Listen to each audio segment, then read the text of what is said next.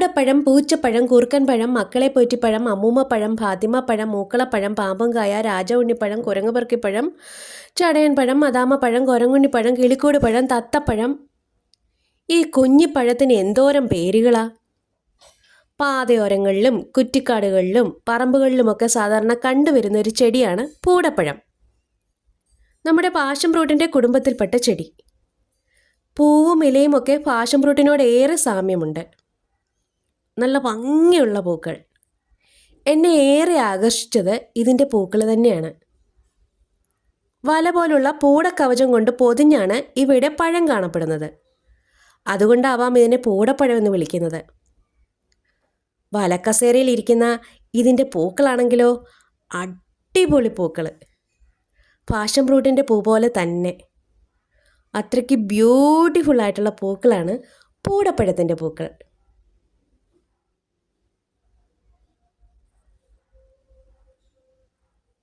ചെറുനെല്ലിയുടെ വലിപ്പമുള്ള ഒരു നാടൻ പഴം. ഇത് പച്ചപ്പഴമാണ്.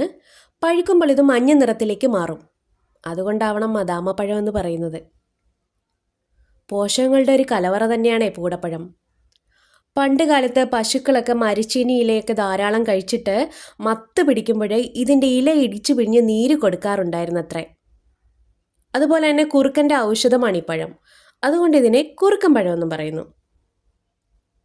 ഈ പൂടക്കൂടിനുള്ളിൽ ഇരിക്കുന്നതുകൊണ്ടാവണം ഇതിനെ കിളിക്കൂട് പഴമെന്നും പറയുന്നുണ്ട്.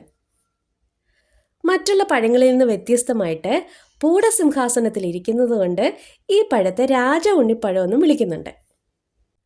ദാ ഒരു പഴുത്ത പഴം കിട്ടിയിട്ടുണ്ട്. ഈ കുഞ്ഞൻ പഴത്തിൻ്റെ ഉള്ളിൽ പാഷൻ ഫ്രൂട്ടിൻ്റെ പോലെ ഒരു ജെല്ലി കൊണ്ട് ആവരണം ചെയ്യപ്പെട്ട കറുത്ത കുരുക്കളുണ്ട്. ചെറിയൊരു പുളി കലർന്ന മധുരം, നല്ലൊരു സ്മെല്ലും ഉണ്ട്. ഇതിൽ പ്രോട്ടീൻസ് ധാരാളമായി അടങ്ങിയിട്ടുള്ളത് കൊണ്ട് പണ്ട് കാലത്ത് അമ്മൂമ്മമാർ കുട്ടികൾക്കിത് ധാരാളം കഴിക്കാൻ കൊടുക്കുമായിരുന്നു അത്രേ. അതുകൊണ്ടാവണം ഇതിനെ അമ്മൂമ്മ പഴമെന്ന് വിളിക്കുന്നത്. തീച്ചിറകൻ ശലഭത്തിൻ്റെ ആഹാര സസ്യം കൂടിയാണിത്. കണ്ണിൻ്റെ ആരോഗ്യത്തിന് ഈ പഴം കഴിക്കുന്നത് വളരെ നല്ലതാണെന്ന് പറയാറുണ്ട്. പിന്നെ എൻ്റെ അച്ഛൻ്റെയൊക്കെ ബാല്യകാലത്ത് ഈ പഴം ധാരാളം കഴിച്ചിട്ടുണ്ട് അത്രേ.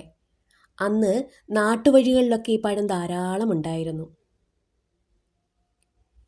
ഈ പഴം കാണുമ്പോൾ മനസ്സുകൊണ്ട് ബാല്യകാലത്തിലേക്ക് പോകുന്നവർക്കായി ഈ വീഡിയോ ഡെഡിക്കേറ്റ് ചെയ്യുന്നു.